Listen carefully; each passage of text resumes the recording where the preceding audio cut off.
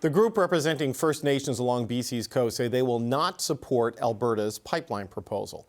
Premier Danielle Smith says her government will act as a proponent for a pipeline to the northwest coast of BC. That region is currently under an oil tanker moratorium, something First Nations in the area pushed for after a major oil spill in 2016. There are 8 First Nations along the BC northern coast, and they say their stance against oil pipelines and tankers has not changed.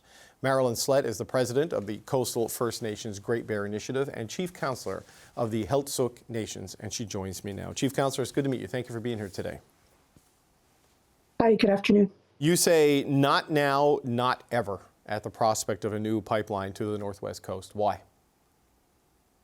Well, we've gone through years of consultation through the joint review panel process with Enbridge, and our position then was no. The risks were too great for our coastal communities, and that hasn't changed.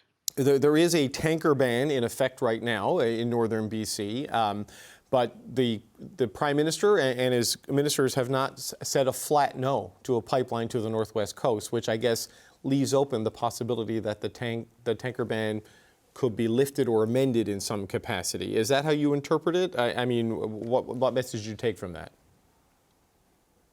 Well, I mean, it is definitely out for interpretation. We haven't met with the Prime Minister. We have written him a letter and have not received a response back. But certainly, you know, our position, our stance on the oil tank moratorium is that it remain in place.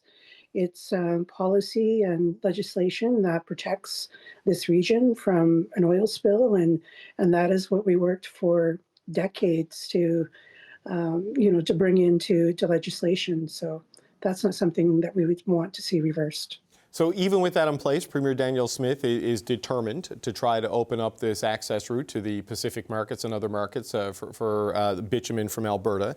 She says this would unlock economic potential across the country. And she says she's worked with First Nations on this in Alberta, and she's willing to do it with First Nations in British Columbia.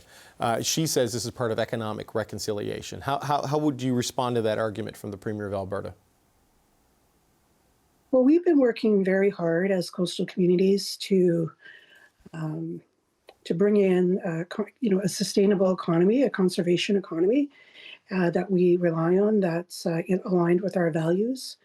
And part of that includes maintaining a healthy and pristine ecosystem that we rely upon for our culture, our spiritual needs, our livelihood. So that doesn't, her project does not align with the position of our communities. Have you or any other members of your group had any contact with the government of Alberta? Has there been reach out or an attempt to set up a meeting to talk through these things? Because, the Premier's saying one thing in Alberta, you're saying a very different thing in British Columbia. Have you gotten together? Will you get together? Her minister of, Ministry of Indigenous Relations, she was cold calling communities on Monday, leading up to their release on Wednesday. And she did call me. I didn't know who she was, or, I don't know any Alberta politicians. But I did talk to her as she called, and I told her very much the same thing that I'm telling you. And yeah, it was a very short call. And yeah, that's, certainly not what we see as consultation. They were making these quick phone calls before they were, pulling out their release for Wednesday with their intentions. Right. Yeah, look, I'm not speaking for the government of Alberta. I'm sure they don't consider the cold call as satisfying the duty to consult. I think it's more maybe trying to do stakeholder management. But is there any plan to follow up? Like, what was the argument? Was there an argument made to try to get you on board in this conversation, or was it just a heads up that something is coming?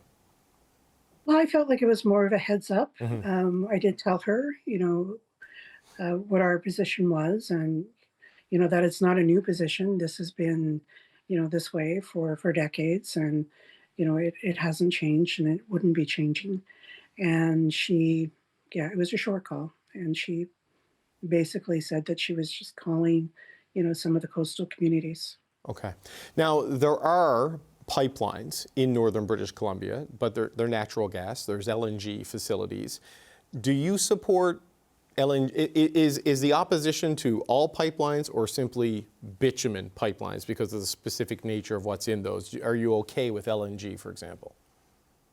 Well, certainly with LNG, we've taken a regional approach, and we know that a lot of these projects have been greenlit or in operations now, and we see that the increase in tanker traffic is monumental and will be monumental as they continue to grow to full capacity. Right now, I think they're targeting 488 trips, per calendar year, and that's almost 1,000, sailings within the territories.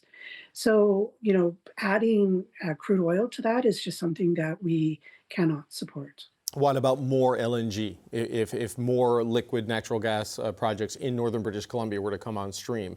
I'm just trying to get a sense, I guess, of what the potential might be for economic development while still satisfying your concerns here. Yeah, well, we understand that there are some projects that have been just recently announced. I know the Nishka had, and then there's some wood fiber, down in the Vancouver metro area. So I think that there's some that are, looking at, their investment and moving off the ground. Our position has been, certainly around crude oil and, the risks and everything that it poses, in terms of that risk to our communities. So, Chief Councillor, I wonder where you think this goes, because obviously the Premier of Alberta is determined to open up this trade corridor for Alberta oil. You are equally determined not to have this come through your territory. The Prime Minister and his government are going to be caught up in this. I mean, what's your message to Mark Carney on this, and what do you think happens as the push continues to get a pipeline built? Well, we certainly understand that there is, a push, nationally for projects that will build, Canada's economy. And we heard Premier David Eby talking about, that there are several other projects that are shovel ready to go, that, are not crude oil. We think and we agree with the Premier in his position on that. And we, feel that this is something that, is not nation building for coastal First Nations of British Columbia, that it very much, goes to the heart of, the risk being borne onto the communities of the Central Coast, North Coast, and Haida Gwaii. Are you worried about where the politics of this might go? This has a potential to be maybe a bit of a flashpoint here. I just wonder what your thoughts are on that. Well, certainly, with the announcement that was made yesterday, and the Bill C-5 and the other fast tracking legislation that's been put out recently, we understand that the consultation is throughout the process. The way the Premier of Alberta had put it out is, she certainly wants to see this on the national project list, and put her intentions out there. And we feel that's certainly the cart before the horse, and that's just not the way that we would see consultation moving forward. Chief Councillor Marilyn Slett, President of the Coastal First Nations Great Bear Initiative. Thank you for your time today. It's good to have you on the show. Bye, Jessica.